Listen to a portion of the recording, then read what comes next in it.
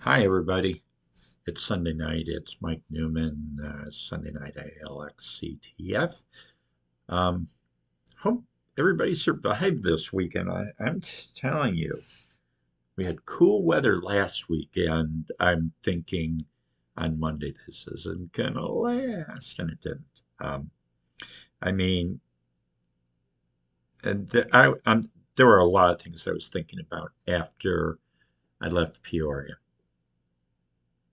Some I'm going to keep to myself. But it was just so hot. It, uh, I think it was admirable what Lake Park did. I know a lot of kids didn't get to run, but it was getting so warm and it was so muggy in the Chicago area, they had to stop the meet. I don't know if you can say the same thing about Peoria. It's tough to see kids coming in to the finish line, and in your instincts you're told you got to finish, you got to finish, and you got to finish, and your body is saying no, I can't. And I had to turn off the video at the end of the 3A boys race because I don't know where this young man was from, and I hope he's doing better. I really do. But to see him needing to get across, needing to get to the finish line, lost 200 places, but it didn't matter about his team at that point. It mattered about finishing for himself. And I have never gone through that before.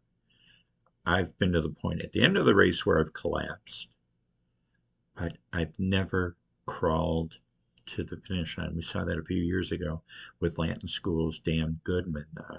He was only a freshman. And at the end of the state meet, he collapsed and he got up because he knew if he crossed the line, his team may win a state championship. And they did, because he crawled across the line. But when you have conditions where it's by the time 3A boys race was going, it's 87 degrees, heat index over 90. And sometimes you think, is this worth it? It was a triage area after the finish. And the boy finishing, or the young man finishing, I I turned the camera off and I just had to watch him like, just I hope he gets across. I hope he gets across. His eyes are bugging out of his head because he's in stress. His body is in stress. I saw one instance during, I think it was during an open race, and this girl had nothing left. Absolutely nothing left.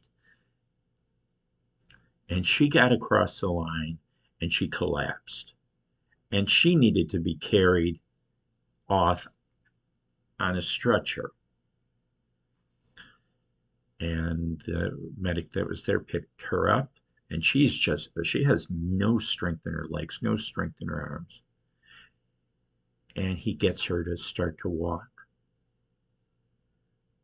And she started to walk, and then she collapsed again because if you're dehydrated. I had one guy saying, I had one guy saying to me, well, they should have hydrated before the meet. I'm like, I hydrated yesterday.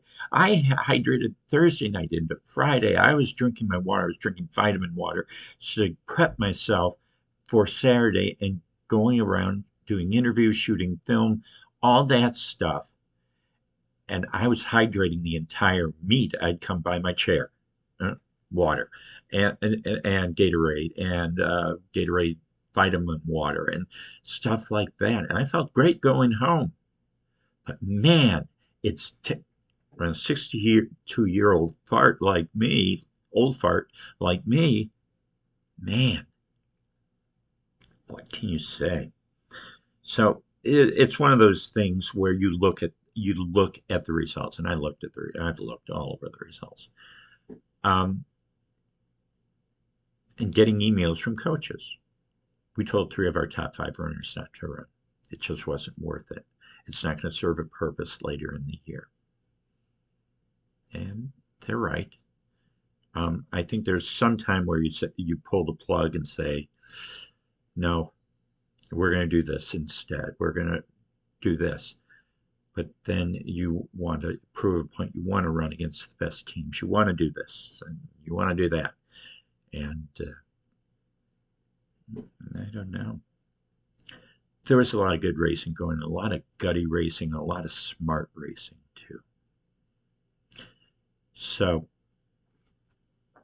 we're 5 minutes into this already, and so we'll talk about first to the finish. We'll talk, and I don't have specific numbers in front of me, so you're just going to have to bear with me. Um, mm. And the one thing that people are going, oh, this school, let's say Plainfield South, oh my gosh, they got 13th, they were ranked third in the state. You got to drop them down. They didn't run half of their team because of AC testing or something else or some other reason. Do you think I'm going to drop them down? Maybe they'll fall a little bit, but not much. You can't punish people for taking tests. And you can't. Plainfield North, they got third in that meet. But Gavin Hall had to drop out heat because of the heat. Thomas Zerwinski didn't run his best race. He was their ninth runner. And I know in a normal day of racing, he would have been right up there. Downers North looked good. They moved when they needed to. And they didn't have the 32, 38 second split. I think it was a 52, 53, 54 second split. But they scored 77 points to win. And they looked good doing it. Schroeder stepped up, was the number one runner for them in third. And then Philip Kupiel, fourth. And so on and so forth. Oh, God. I fell yesterday. My glasses are crooked. So Downers North looked good. I remember people when I let out my previews for the year. You have from number 5. They got a good team, and Rory Gann isn't back at full strength. He was up there for a while, but he finished 19th. Jack Jennings finished 7th for them, I believe, but they got second. David Moore's dad, RC, is like, did you see that third runner from boy, did he look great. And I was just smiling from ear to ear because that was so cool to hear. I used to do that with my daughter. My daughter wasn't top 7 runner. She was for a little while her junior year. But I'm like, did you see what she did? She just ran a 2-minute PR. Did you see that? That's so cool. Have pride in your children. Don't bug me saying that they should. That's why I don't do individual rankings. Individual rankings are for the fools. I'm telling you, well, we're going to have these rankings here. This is where they are after 2 races. You can grade teams that way.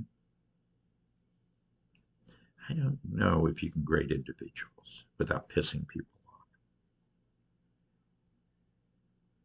Plainfield North was 3rd.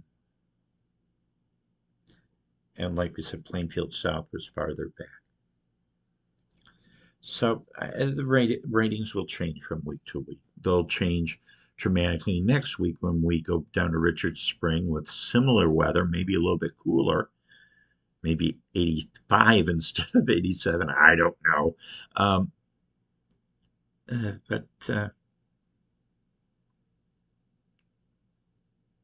we'll see. On the girls' side in 3A. Mia, no, I'm not going to say that. Mia Sirwa of Barrington, not Mia Sirwa. Mia Sirwa of Barrington made a nice little move on her teammate, Scout Storms. It was good to see Scout back. She had some allergy problems where she didn't finish the race last week at Northwest Medicine course. But she was 3rd. The runner, and she's impressing me every time I see her race, is Maya Ledesma of Manuka. Caught Scout Storms in the last 15 meters. Sirois was 17:03, and then 17:11 for Storms and 17:06 for Ledesma. Some good racing at the end there. But the two Barrington runners ran a smart race. They had control of the race from the beginning, and they said, "We're going to move now. Do you want to come with us?" And Ledesma tried to go with, but made her move in the last half mile, just stormed up that incline to get second. Team-wise, Barrington has a nice pack. And some of the normal top five runners were not in there. You had two more freshmen that joined them in the top five. Can't remember the names. I know Georgia Storms, first appearance on this show. She was their fifth runner, and I can't remember who the other freshman was. So Barrington looked good, 49 points. Nice split from 3 to 5, 41 seconds. But when you have two runners that could eventually finish in the top five at state, that's a real good thing to have. Batavia made a nice race throughout, moved up. So did Naperville North. Now, Naperville North, Shania Tandon, who ran the open race, her first race back, would have been their fifth runner. So that changes things up a little bit for Naperville North. They're running at Griac on Friday. Hope it's cool up there. And I'm glad Shania was able to race once, and it was a smart move by Dan Iverson to put her in the open race. Give her a chance. Give her a chance to succeed. And she did. She ran a good race. So you had Naperville North, you had Manuka. Just good racing throughout.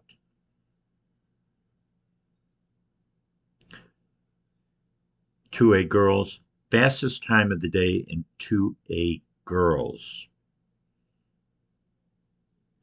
was Sunny Weber of Sandwich. Now, she had goals. I was thinking about 16:32, and I think with the way the weather was, she went out after her coach told her, go out after it.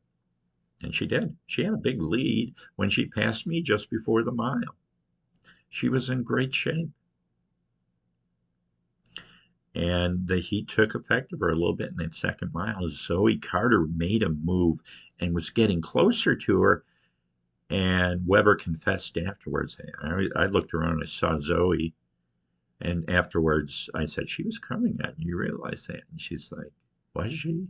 I kind of thought so. And but Weber moved away in the final mile, ran 16:50, fastest time of the day. And then Zoe Carter, 17:09, finishing second. Delilah Hellenhaus of Bennett Academy, 17:16 for third. And then Londgren of Chatham Glenwood is fourth. Now, regardless of what anybody else says, and I saw some, I won't use that word, I saw a tweet in X, this team is the number one team in 2A. I'm like, no, Chatham Glenwood is. Until somebody beats them, they're the number one team. And they ran good. They had a nice pack, and then they had a 30-second split from 2 to 5. Londgren is out there in no man's land, finishing fourth. So she ran 17:33. But then you have four runners that ran together most of the race and then separated a little bit in that final mile. But they ran a good pack race and they won easily. The surprise of that meet was of that race was Rockford Boylan. They have two good runners that could be all state, and they have two freshmen in there. And they finished second. It was 103, 155 for Chatham Glenwood over Rockford Boylan. So we're going to get to see stuff as it goes along. Grace Lake Central had a nice pack.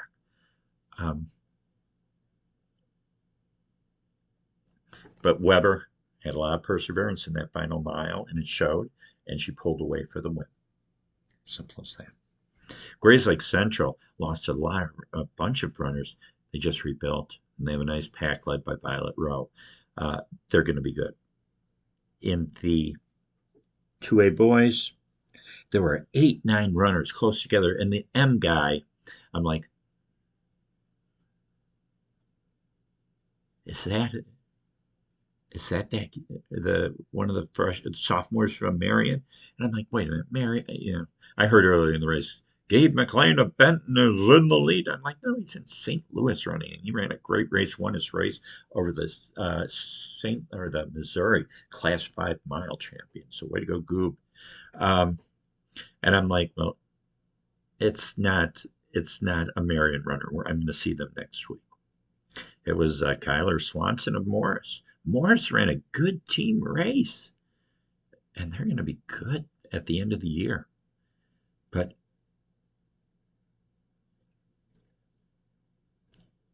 Evan Nosek of Caneland makes his move. He made his move in the final half mile, pulled away. He couldn't shake Swanson. Swanson is like that little mosquito in the middle of the night. You're camping, and you're he's buzzing in your ear, and you just can't get rid of it. It's like some websites I know. Hey,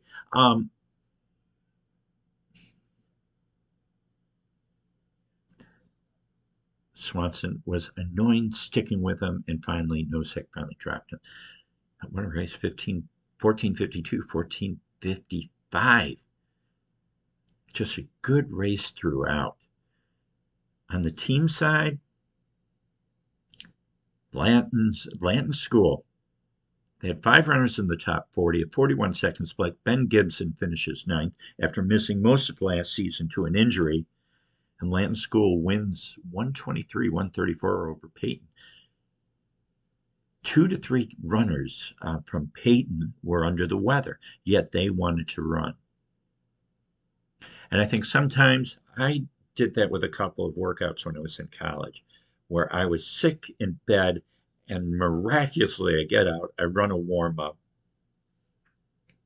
I get on the tractor and mile repeats.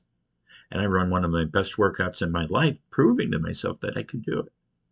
I threw up like crazy afterwards, but maybe that was the case with Peyton. They had a smaller split, 36-second split on 5. Their first runner was Stephen Jang was farther back.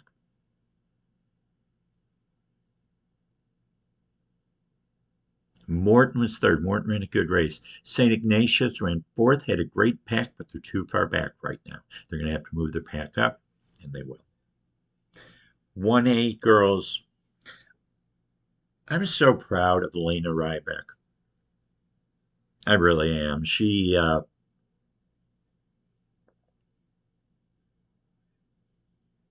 ran a great. She didn't run her best races in cross country her freshman year, having to drop out of their sectional meet, but then running in the state meet and not running her best race. But then she's fought. She's a fighter. She's got. If I were a college coach, and especially what she did during the track season, where she was on fire, where she thought she was unbeatable, and she didn't get beaten. And towards the end of the year, but when you're running 206 and you're running 446 and all that other stuff, she's tough. And you could see that the way that she raced on Saturday, running 16:51, only 1 second behind Sonny Weber. Different races. Isabella Keller is the runner to beat right now in 1A, but Rybeck's going to make it real, real interesting. And team-wise, Williamsville. It's hard to judge them. They thought they had only run 1 race, but they have a great front 3 with the Wilson sisters and Hannah Nation.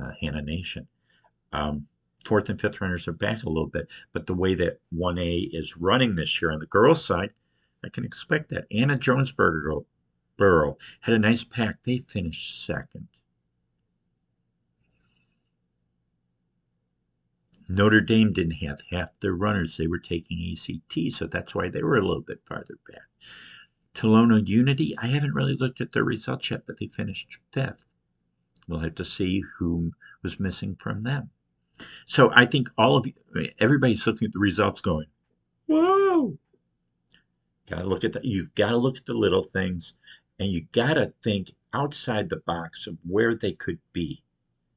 And that's how I do the rankings. I take a little bit of facts, I take a little bit of reasoning, and I don't look at anybody else's BS, and I just figure it out and I put it out there. And Williamsville did run a good race, and we will see where they land if they're number one. On the boys' side, Nikolai Martino. Now, Nikolai Martino from Winnebago, this was his 7th race at Detweiler. He's run every first of the finish race. He's run 4 now, and he's run in state 3 times. So he knows that course, and he knows when to make his move. And he made a nice move. Chad Obergfell of Gillespie made the moves early on. But in the end, Martino's like, I'll take over now.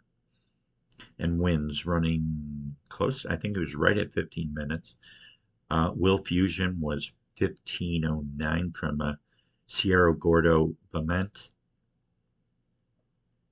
And then Obergfell at 15:13, I'm sorry.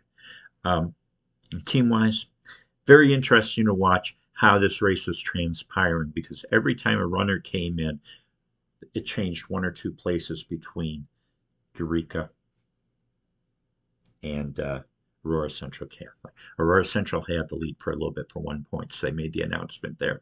I'm like, it changed. And in the end, Eureka won by 2 points, 167, 169. Aurora Central Catholic has a good team. I think, how many races have they run? 5 or 6? Eureka has a real nice pack. Kirby was their number 1 runner. Was Kirby their number 1 runner? No, it was another guy. Now I'm thinking Peoria Notre Dame. Eureka had a great 2 to 5 pack, and that was the difference. Aurora Central Catholic was spread out, but they had 3 runners in the top 9 with Switek and Ben Boer, and there was another. They have a freshman too. That's pretty good. So they plenty of time to work on pack running, and then plenty of time. Do I get the hiccups? I don't want to get the hiccups. Plenty of time to work on moving your packs up. So that's what everybody's doing right now. Quickly, like I said with Lake Park, they only ran 3 races, and they stopped after the varsity races. Glad they got the girls' varsity in. Downers Grove North wins 53-63. They have a nice pack. I don't know what their split is. I wrote it down. York was second, 63 points. That York freshman, Karlin Janowski, there were 3 runners under 17, 16:52 for Janowski, 16:56 for Veronica Zaneta of Prospect, and Annika Swan, 16:59 in third. You don't see that many runners in the same race at Lake Park running under 17 minutes, and Jankowski is proving she's the real thing. Prospect was farther back. They didn't have 2 of their top 5 runners, including Meg Peterson. So it's early in the year, and Prospect has a tough stretch coming up with Richard Spring this coming weekend, and then the following week at Palatine. So good things for them. On the boys' side, Lane Tech, 2 sophomores, 3 sophomores, 2 juniors. Nice little pack there. Starting at, I think it was like a 32nd, 29, and I'm sorry if I got the split wrong, but starting at about 15:26 wins the team title at Lake Park, beating Wheat Warrenville South, who was missing two of their top runners due to testing. But Josiah Narayanan, he got close to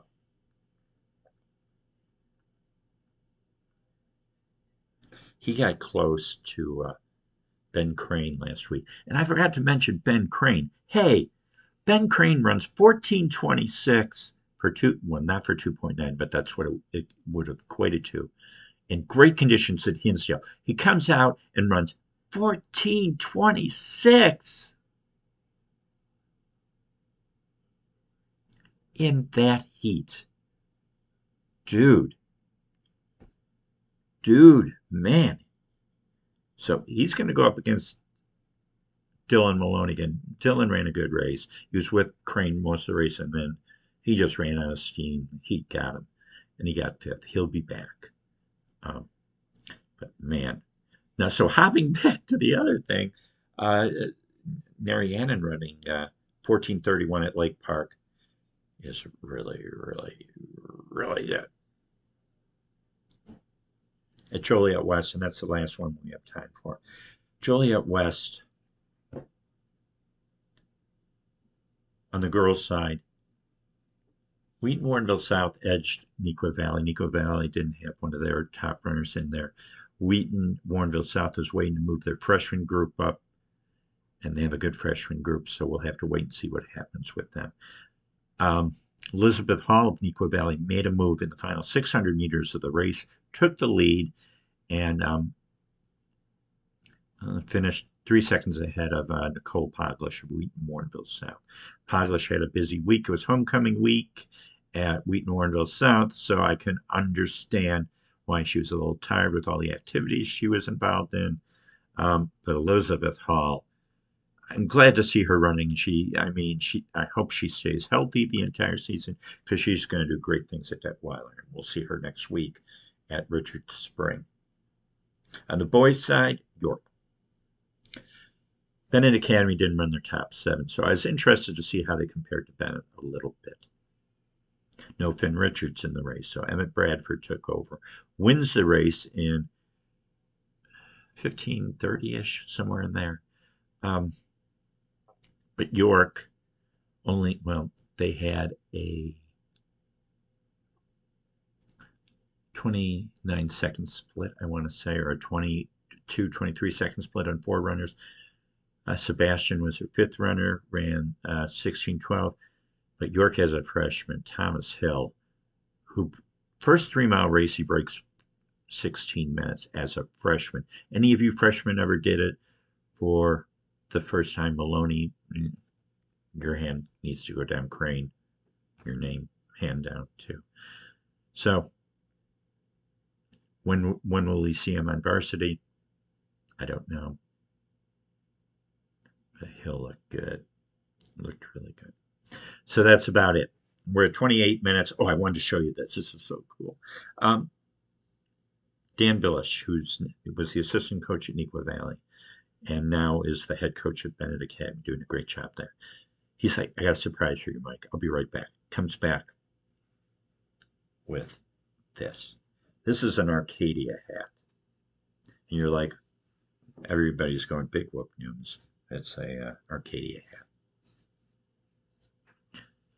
It's an Arcadia hat that one of his friends, who was a supplier for the meet, had. And they had extra. Why did they have extra? Because his hat was for the 2020 Arcadia meet that was canceled due to COVID. So I wore it a little bit because I needed the shade yesterday, because it was Saturday. And I wore it a little bit. And I got it into my back seat. I'm like, I'm never wearing this again. This is a great hat. I don't want to get it mucked up. I have all these hats, all these little collector things. I have a South African rugby hat, Springboks. I have a great hat from Iowa State that Brenna Cahoon gave to me. I have a Wisconsin hat from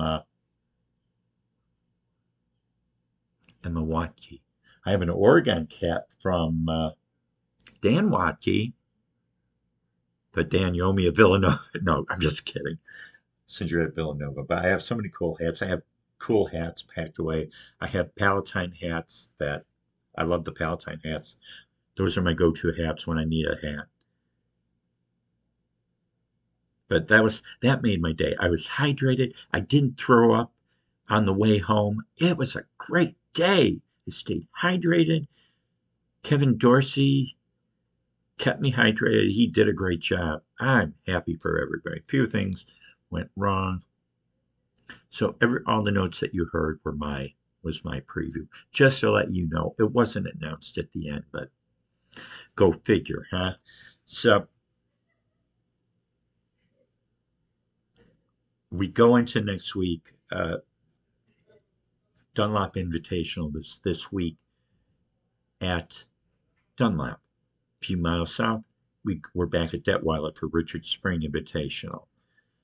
And then we go on from that, a bunch of smaller meets as we gear up to get to the end of the month. We have Roy Griak.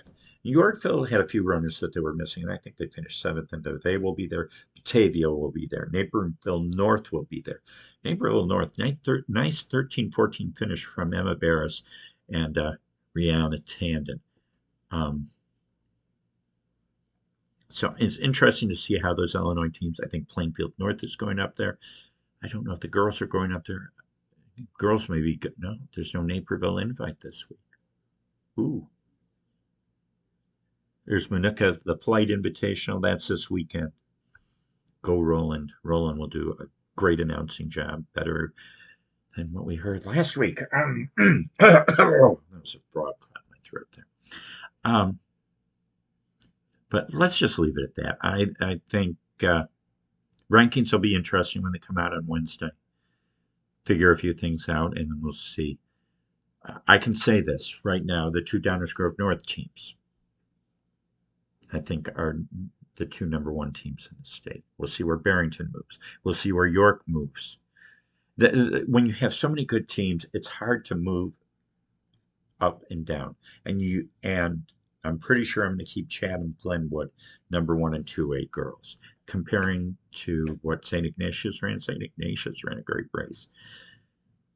But you can't oust Chatham Glenwood. And then I don't know the other three. We'll just have to wait and see. You'll just have to wait and see. So, a lot going on in Illinois. Everybody have a great week. Hope you enjoyed the videos. Videos are up now on, not on ILXCTF, but go to Runner Space on my page and you'll see them there. So, good enough. We're at 33 minutes. I've gone over my time limit by 3 minutes, but oh well, it's another week. So, everybody have a great week, everyone. Stay hydrated. It's going to be a warm week as the sun starts to set on the offices of ILXCTF.com. This is Mike Newman saying good night. No, and have a pleasant tomorrow. I don't know. Have a great evening. Have a great week. We'll see you next Saturday. Some of you down in Peoria. Rest of you, we'll see you here next week on Sunday for Sunday night with ILXCTF. Have a great week, everybody. Bye.